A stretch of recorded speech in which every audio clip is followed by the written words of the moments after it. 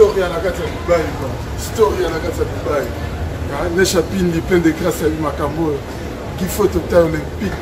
Donc il y a la carte à Londres pas Makambo quoi. C'est bon. Pour tout n'attendre pas baquer dans Mbunda. Pour tout au bêta. Pour comprendre le gars quoi. L'identité est very strong. La carte à Dubaï. En direct naturel.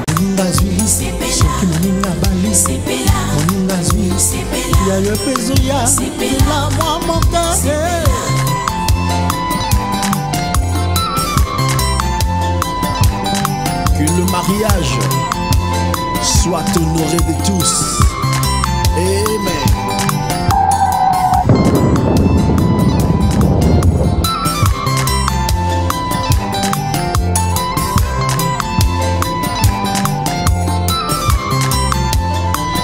Plaisir est pour moi de savoir que vous êtes là, amoureux de la bonne musique, chers mélomanes, pour encore une fois avec nous partager ces moments de commentaires pour commenter l'actualité sur les passages de Ferregola na Monaco. Merci à tout le monde, merci aussi à la confiance que vous ne cessez de placer à notre modeste personne pour le paix de travail autozomikako offrir bino. Et ça vraiment très encourageant, c'est ce qui nous donne le souffle pour avoir encore le courage d'avancer. Ferregola à Monaco, pourquoi faire, quels sont les détails, comment il est arrivé là-bas, qu'est-ce qui a motivé son invitation là-bas. C'est ce que nous allons tenter ici d'aborder dans la petite tranche Oyo. Moi, votre humble serviteur, Ridolphe Nkosa Rido pour les intimes, tonton promo avec vous ensemble pour tenir ces petits moments pour tout échanger. Il s'avère qu'actuellement, c'est très souvent on parle de Ferregola parce que la raison est très simple, parce que c'est un artiste qui se remonte en termes de visibilité sur l'internet. Et aujourd'hui, Ferregola qui hier a été vilipendé, qui hier a été traité de négligent, qui hier a été traité de non professionnel, mais au fil du jour, Ferregola est en train de démontrer qu'il est un artiste à qui la musique congolaise peut compter, et il est en train de réorganiser sa cour. Pourquoi pas encore améliorer sa façon de faire au-delà de la musique. Ferregola aujourd'hui veut se pointer comme un artiste professionnel capable de vendre notre art, notre musique au-delà de nos frontières. Voilà pourquoi nous sommes toujours derrière lui, comme derrière d'autres artistes au Baza lancé la musique. Je vous dis très bien que d'autres artistes qui sont lancés dans la musique et qui sont en train de nous faire confiance, qui estiment qu'à travers aussi tonton promo, ça peut être un canal de communication de leurs activités musicales. Donc c'est ça un peu ce qui est auto, mais tout ça là, si on a bien, mais j'espère que tous vous avez passé un bon week-end ensemble, parce que les autres lundi. J'en profite aussi pour vous souhaiter un bon début de semaine au Sika, que mon Dieu, le Dieu de l'évangéliste Baudry Mamona na Bethesda Church à Pambolabino, pour que vos histoires, vos projets et de mieux en mieux. Là, je vois par là Maman Jeanne Ndo, qui est la grande dame de Londres, et aussi l'homme de jugement Claude Lukeba Kweno, en passant par Stratégie Fuego Lokoloboko et Pascal Chioka l'inoxydable. Pourquoi pas aussi Freddy Mayassi, la force tranquille. Mais à titre d'information, pour ceux qui sont à Londres avant la Kenemusika, le 29 août 2021, cette année donc, notre artiste a fondé Chakulenda Petit Mochwa pour Nabatouakala, a fondé du gouvernement, l'ex-partenaire de JB Piana dans BCBG, à Kozalana Bisso Awa, na Londres. Retenez bien la date, le 29 août 2021, et Kozalana espace esplanade autour d'un concert agrémenté aussi par une tranche de comédie. Ngadia Diangadio sera de la partie, et les vieux qui m'ont dit que Papa Loubé aussi sera de la partie. Et à la caméra, ça sera votre humble serviteur Ridolphe Nkosa, tonton promo, pour la prise des images, parce qu'au-delà de ce que nous faisons ici comme chronique, nous faisons aussi les reportages vidéo on est Bomonara, tantôt na chaîne Tchaka, parce qu'aujourd'hui, entre autres, à Londres, sur sali événement sans tonton promo, et ça le la biloko et zanga mungwa. Robin Voemba display en couleur mbotenayo, Nesha Pindi, beau-frère, na pesi mbote na mama sister na nga mwana njile sika bwana palin na pesi bino ba mbote et belé. Ferregola à Monaco, c'est vrai, il faut se le dire, Ferregola est en train de faire un marketing, une visibilité soft, mais efficace. Donc, c'est-à-dire, Ferregola ne vient pas pour faire du tapage, mais des trucs boum, boum, boum, boum, boum, non. Dans la tranquillité, dans l'efficacité, Ferregola est en train de gravir les échelons. Question pour lui de préparer toujours l'arrivée de ces grands projets dynastie et harmonie qui nous ne cesseront jamais de promotionner ici. Et Ferregola est maintenant dans un état d'esprit très à l'aise, confiant envers lui-même, bien entouré à travers sa petite équipe où ils entourent actuellement. J'en profite pour saluer Aya et aussi Picasso, Lelo, Bazali, les deux piliers ils ont aidé pour accompagner Ferregola en ce qui concerne la visibilité. On n'oublie pas aussi l'équipe de Kinshasa, Tracy, DG Poloka, Ndenge et Kendaka. Tout cela fait aujourd'hui que Ferregola est très efficace, mais doux. Na évité ce qui toujours se comprendre parce que le marketing est en forme belé, promotion communication est en forme belé, communication c'est à l'américaine, le mutuayer, building, car, kamu tout, on a image net na Hollywood, mutazo toré aux sentir que non net mutua kufa. On est un peu à la Hollywood, na système à Hollywood. Donc, il avec agressivité. Encore il faut qu'il y ait d'abord un contenu valable autour de ces matraquages. Mais aujourd'hui, Ferregola, lui, prend la lyre d'une visibilité soft de Nalobaki, mais efficace, basée sur la musique et les talents. C'est ça aujourd'hui. Les modes opératoires ou la façon de faire des Ferregola. Donc, actuellement, vous pouvez tantôt bon monter au ciel, descendre sur la terre, faire tout ce que vous voulez. Vous allez trouver un Ferregola doux, mais efficace. Parce que Lelo Ferregola n'est à se retrouver à Monaco. On a développé le contexte. Si c'était d'autres artistes, vraiment matraquage médiatique,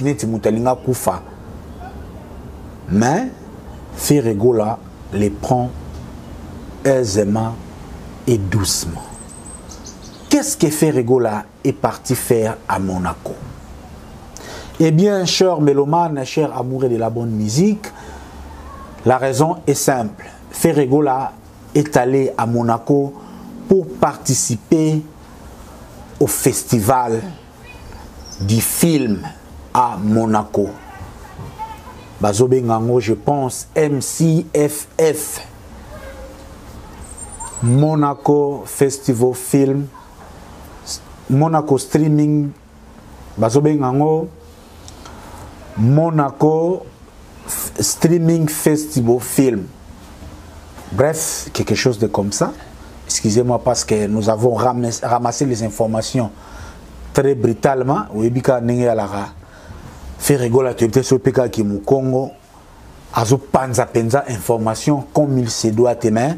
Grâce à tonton promo, j'ai tenté un peu de creuser sur cet événement pour vous rapporter quelques éléments qui vous manquent au-delà des vidéos que vous voyez déjà. Donc, Ferregola à Monaco, disais-je, accueilli un festival international, il y a film. festival international ya film oyo lelo izo ko s'est passé na Maldi na Monaco. C'est une première na ville ya Monaco parce que l'événement approprié ou ya promotion ou na festival ya film ezalaka festival de Cannes. Mais pour la première fois, la fondation Grâce et nani Netflix, na d'autres grandes organisations liées à l'industrie et au cinéma, va organiser festival international il y a film Oyo et Bandaki déjà na ville ya Monaco depuis les 3 jusqu'au 6. Donc ça sera 4 jours d'événements grandioses, haut en couleur, tapis rouge avec les invités des marques.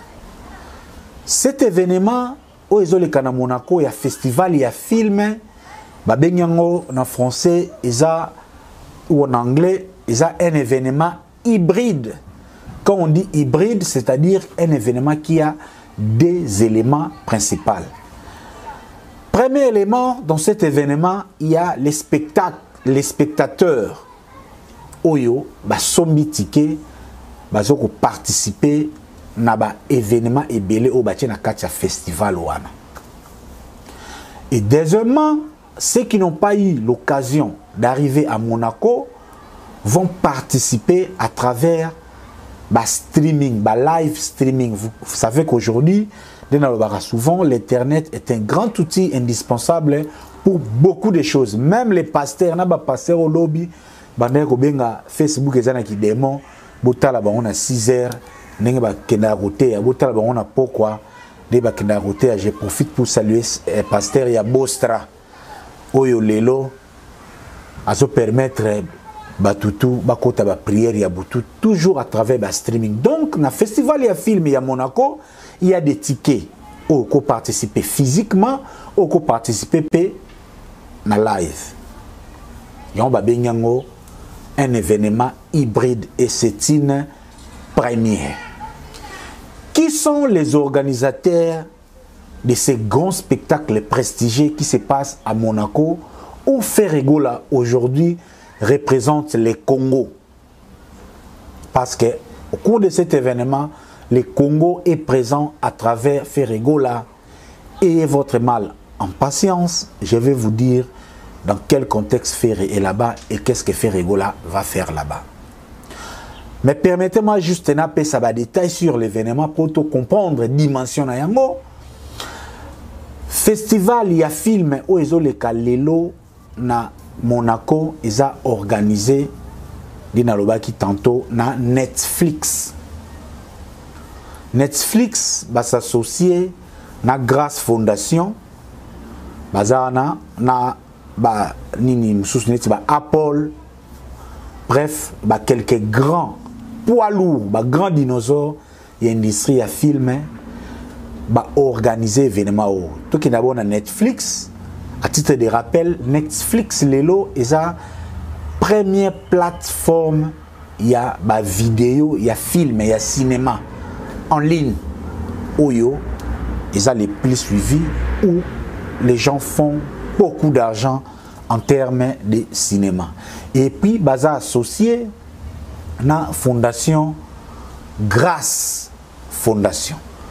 Pourquoi je suis en train d'insister sur Grâce Fondation? C'est pour vous permettre de comprendre dimension.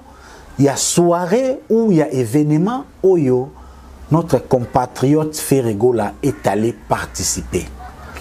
Grâce Fondation, c'est cette fondation qui a été créée par Grace Kelly, la princesse Grace Kelly, paix à son âme.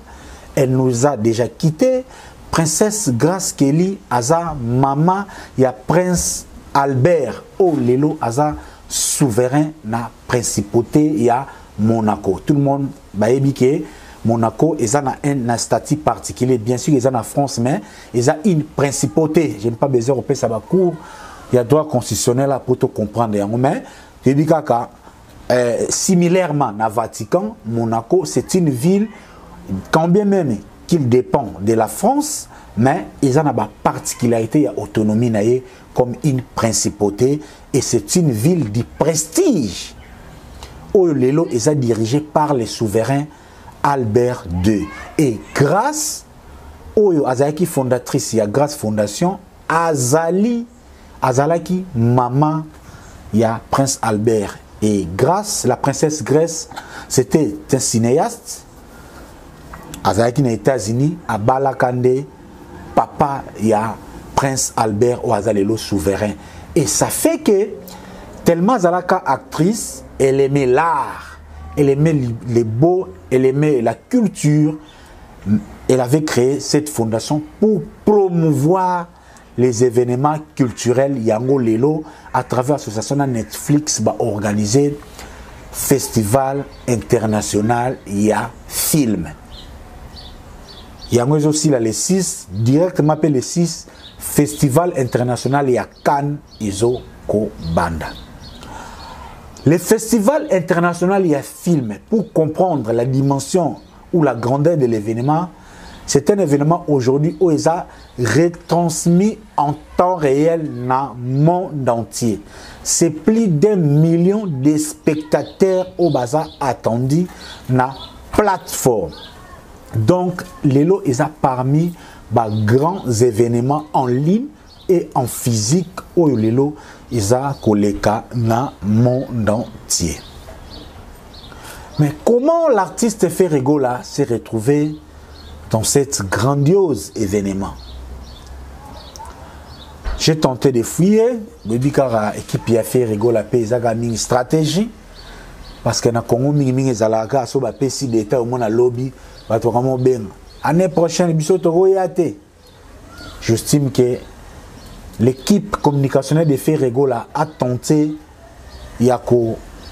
quand même c'est un grand événement, mais pas laisser filtrer beaucoup de détails sur cet événement.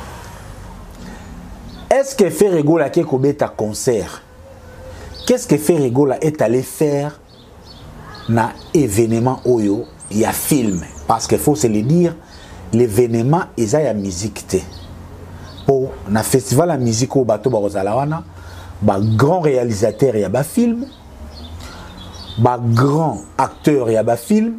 Bref, la plupart des grands acteurs et industries cinématographiques Barozalawana, déplacé Hollywood et dans Monaco et Sika Ferregola actuellement.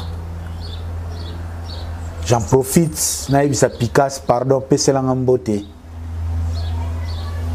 Namuto, Oyo, na réalisateur, il y a film. Il y a Titanic. Pesselangambote, Kuneske Ozali, Ponebikuna. Beaucoup de grands prêtres rebellés. Donc, événement, à part rencontre, il y a des cinéastes. Il y a un événement réparti dans un moment ébélé. Il y aura des remises de prix. Il y a des meilleurs films. Il y a des meilleurs acteurs. Il y aura des conférences. Il y aura des sessions. Il y a networking. Session networking, c'est-à-dire les araqués. Parce que le monde, ils ont organisé des gens d'événements pour permettre à différents acteurs culturels. Ceux qui ont l'occasion, quand ils ont l'occasion, ils ont pareil événement pour échanger des carnet d'adresses, pour discuter sur des projets en cours et pourquoi pas aussi finaliser d'autres projets. Et Ferregola est allé là-bas parce que il y a beaucoup de parties, parce que au-delà, il y a la conférence de la festival. Vous savez que les événements sont accompagnés avec la musique. Parce que dans l'événement où il y a de la restauration, il y a les cocktails, il y a des projections de films, et il y a aussi des séances où les touristes, par exemple, dans une salle donnée, dans un coin donné, où l'air va vendu, tantôt la film, pause, il y a des halls où ils ont préparé pour se détendre. C'est là où maintenant que Ferrego là entre en jeu. Parce que na détente wana batu fo bayoka musique. Na ba dîner au bazo offrir, il faut ezala agrémenté na musique. Barobeta musique na CD, DVD, flash, c'est pas encore, ou barobeta pe na ba concert, et il y a aussi des playback. Et Ferrego là est allé dans ces festivals pour faire, je pense, des playbacks, si je ne me trompe pas.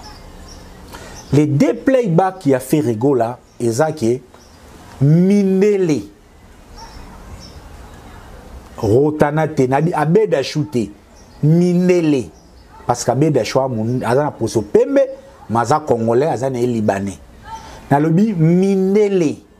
Donc, Sika Bavandi, mais c'est le roi français Bavakombo, mais c'est Guy Leboaté, mais c'est Jacques Coquel de Vilpendi, mais c'est Rostkan de Crocavelli, Bavandi, Nabaoba Routi en Amérique, John Keynes, mais c'est William Kewin, Schwarzenegger Aaron, Walter Combs, Bavandi Wana, Bazokolia, Bazosala dîner, Ferrego là a vendu quelque part et un moment va inviter Ferrego là à prester.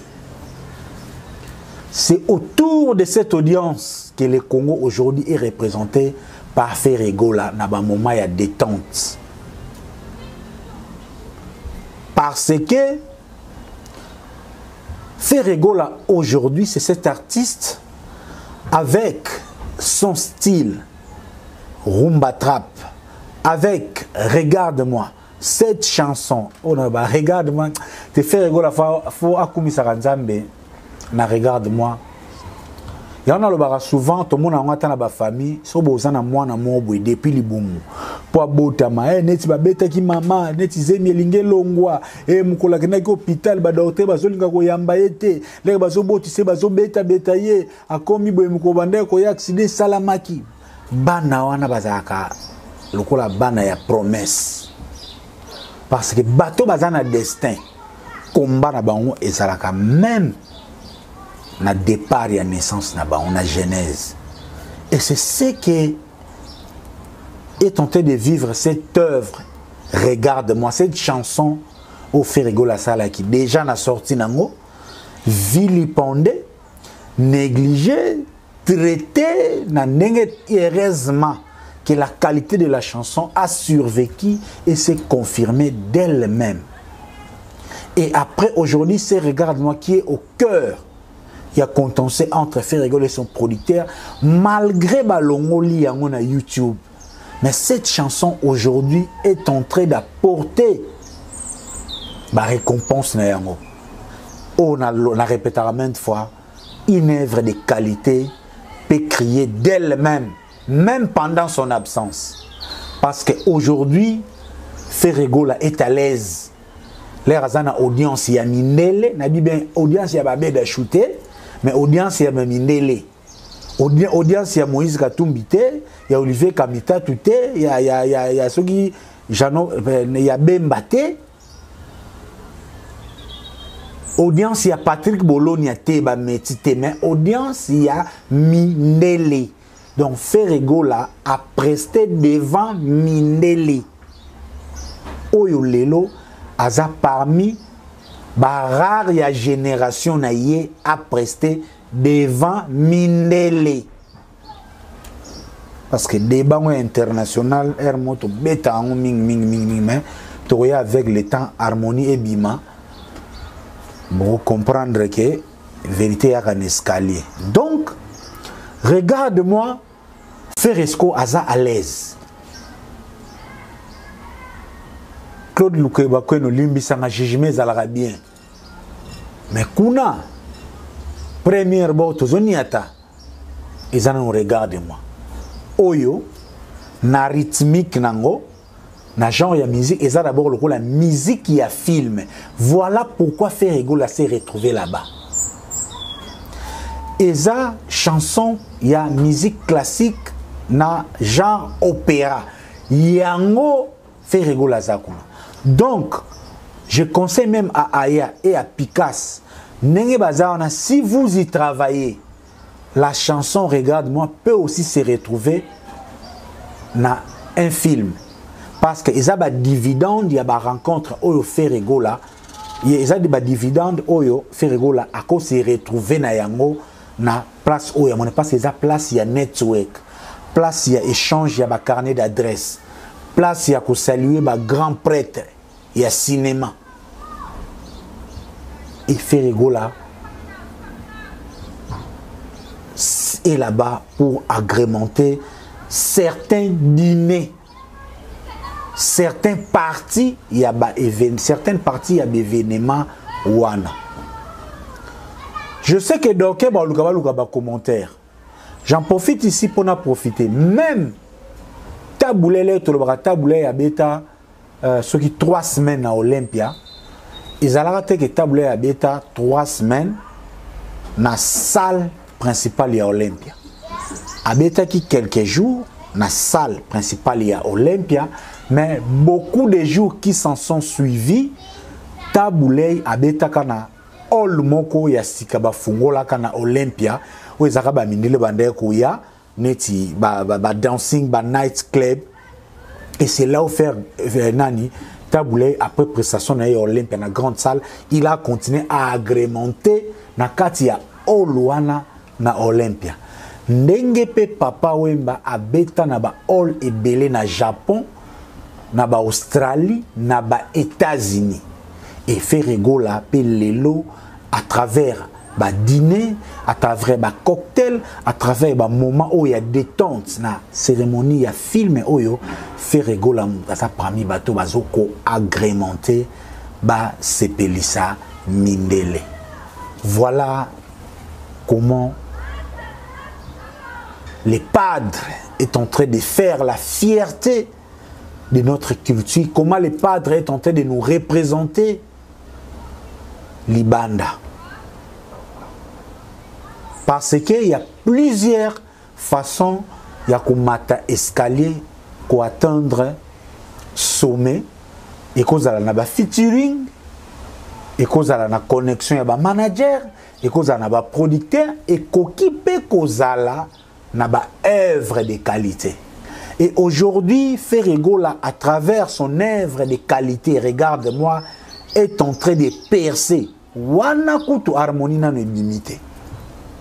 Boli misangal silence mu sebechaki boye, mais ça pour dire que attention pilamo si keba. Wana kutu harmonie na limité. Pour harmonie ça 15 titres. Dès que l'album est à la ata 10 ou 8 ça n'est pas. Mais il y aura 3, 4, 5 chansons. Je connais le travail de l'artiste, je connais ses qualités, je connais son talent. Et qu'on ratété, même si Satan tombe lui-même sur terre pour empêcher la réussite de cet album. Et du côté organisation, les lots, Golo va quand même tranquille. Il y a Gola, mais très efficacement. Regarde-moi en live au Festival international du film. Bon, tout n'a pas d'image. Malheureusement, il y a quelques petites vidéos, ou tantôt Aya Kozwa ou Picasso, mais bon, il y a festival OESA, festival international, et puis il y a film, tel est Netflix azali, tel est Hollywood baza, yoko yana caméra na yo film, kuneza makambo ya droit d'auteur parce que ils sont en train de vendre et de commercialiser tous les images il y a événement wana.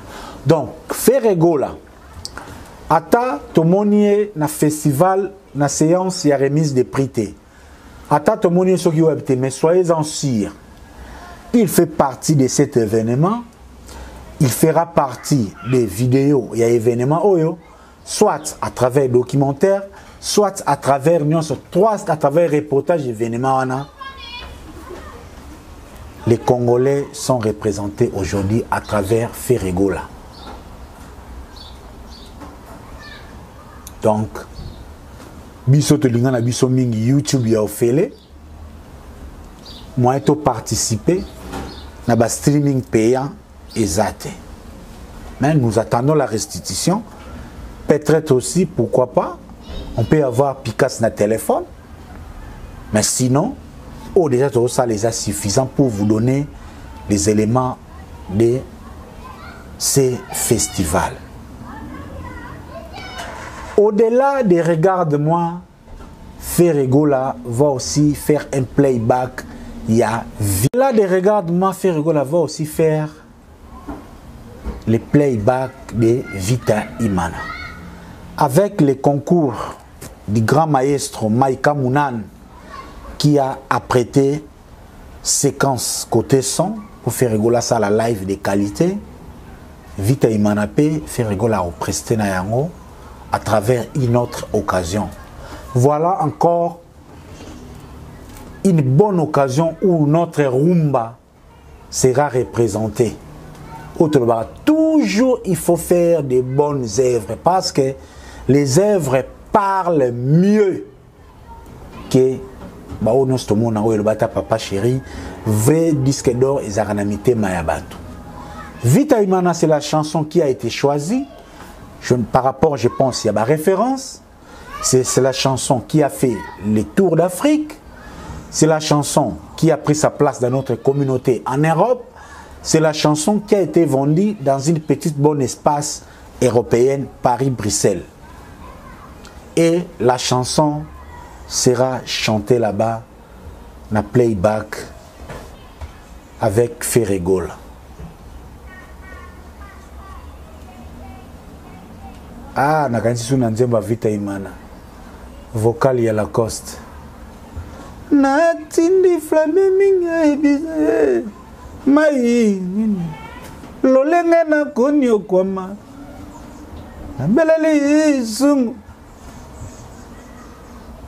Ah, Lacoste, on a ouvert son abouaki. Donc c'est ça un peu avantage, il y a travail qui fait rigoler depuis Wenge Maison Mère à travers opportunité Oyo. Le grand prêtre Ngiama de la Forêt après ça à Tchanzembo Oyo. Oh d'ailleurs pour faire rigoler les a parmi mes meilleurs souvenirs avec des peu de moyens, bah ça la clip na ba condition bah ça la tala les loyo. Une belle chanson, et soit occasion un clip, il y a dimension, il y a Nzembo mais le fait rigoler à comment la carrière solo, à comment on sait là-bas clip, il y a taille, il y a Nzembo. Mais quand une œuvre reste de qualité et qu'elle a toujours musica. Et Vita Imana fera aussi partie de la prestation il y a Ferregola na Monaco. Voilà un peu, très chers amis, l'essentiel. Il y a passage, il y a Ferregola na Monaco. Ce qui a poussé les organisateurs de jeter ou d'accepter la participation de Ferregola, c'est premièrement d'abord parce qu'il est un artiste de qualité, un bon chanteur et musique oyazo proposé. Imaginez quand Mundele azolia, aoyoka regarde-moi. Donc ozokana gouya caviar, gouya salade, siko mungongo fait des pas loulona matoi, ozoka chair de poule siko na regarde-moi. Et des danzembo en français, moi mundela sanouye ezate. Des danzembo babete on a piano, moi mundela sanouye ezate. Bisika olo bandeko e banoza ba vie na bisolo kwa kanza.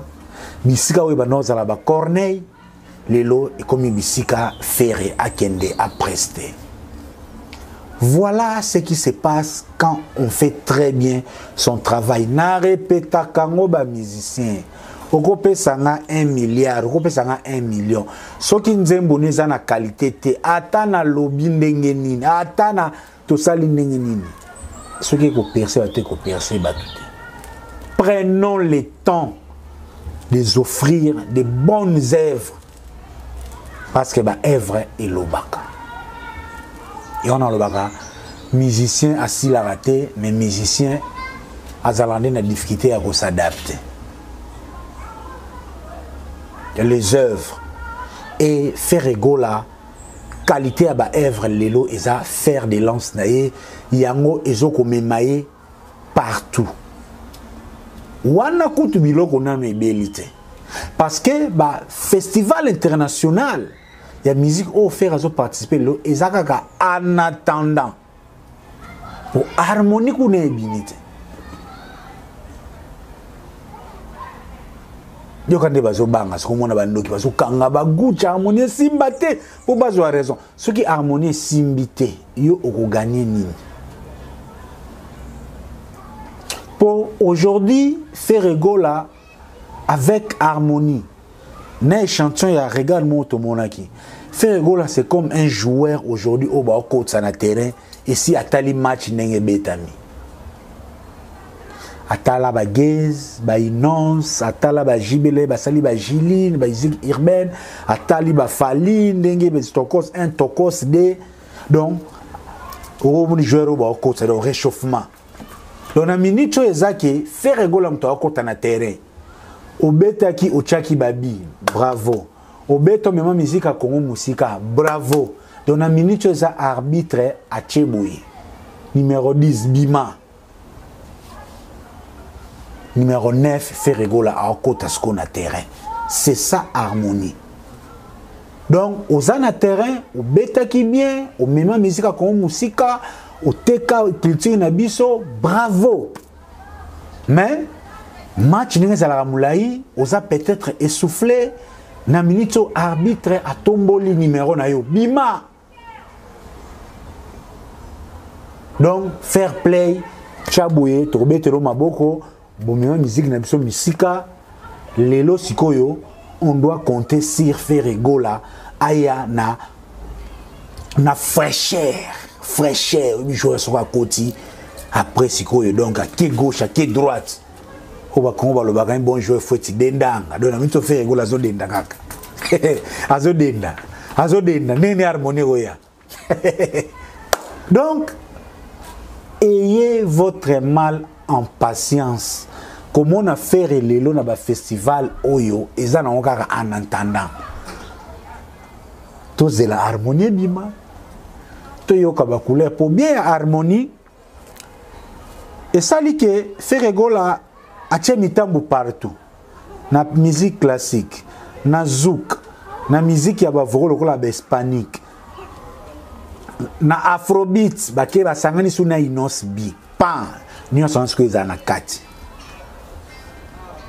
siko lelo pe promotion eza kitoko ba tonton promo baali ba masebele bazali équipe ya faire rigola ezali bien organisée Toza suna tante o media ezakaka na maboko ya bato polémique na bato mafinga lelo pesko to kabuli media très bien muno sayebi ke soit linga zo information soka linga zo moi instruction alors tala tonton promo TV mais soka linga lexa air pour tanto asalaki mingi bien asa fatigué akoke tane ata moi mafinga ba polémique pour bémission belé bato zo na ngoko ba théâtre oza fatigué bon ochena ngo oza mamozo lambo ochena na batonde baswana ka de bazofinga makamba ba vie privée kingandi ya sala boye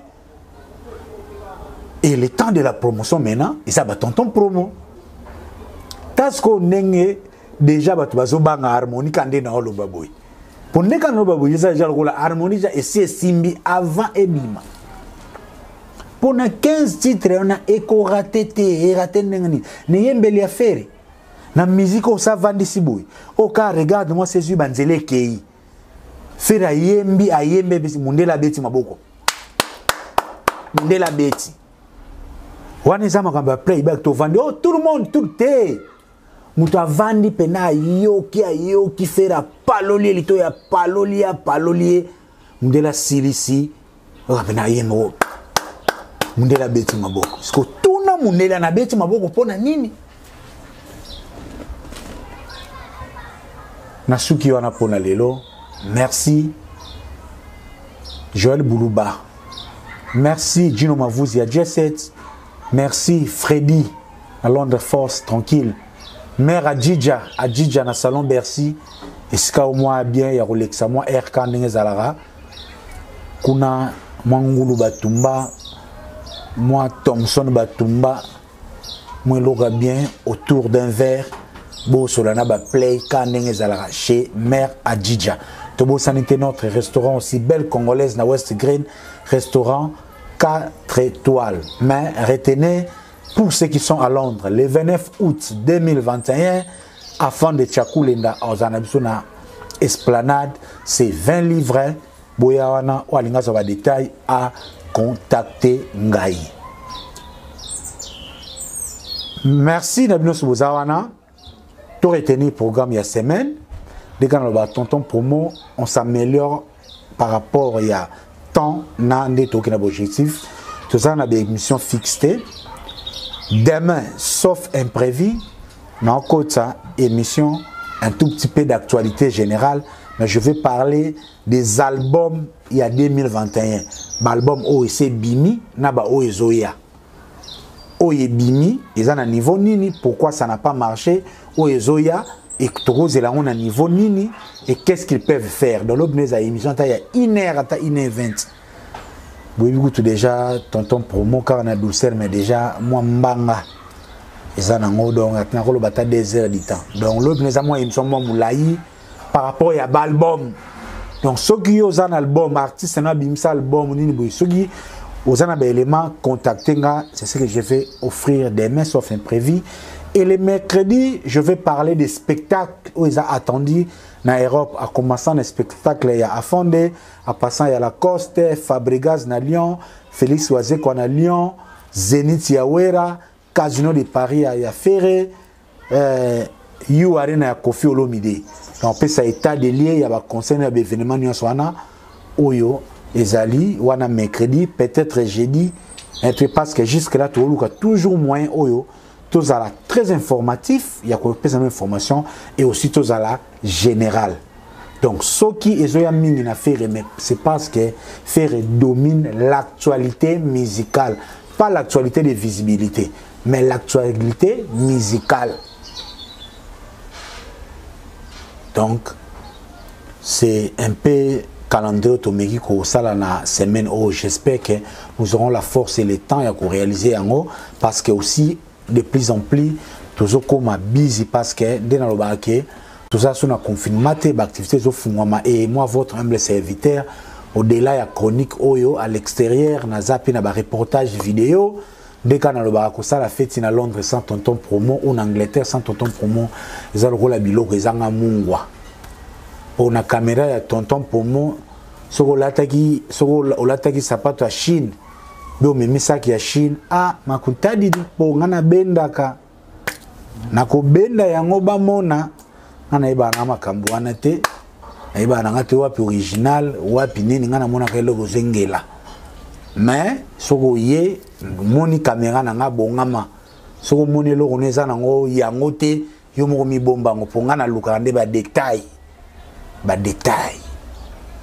yango le réseau sala elengi na ba vidéo na Londres avec tonton Pomodo numéro zana pour na bo bazana ba fête bazana makam besoin promotion numéro zana tonton Pomo est disposé pour rendre service à la communauté.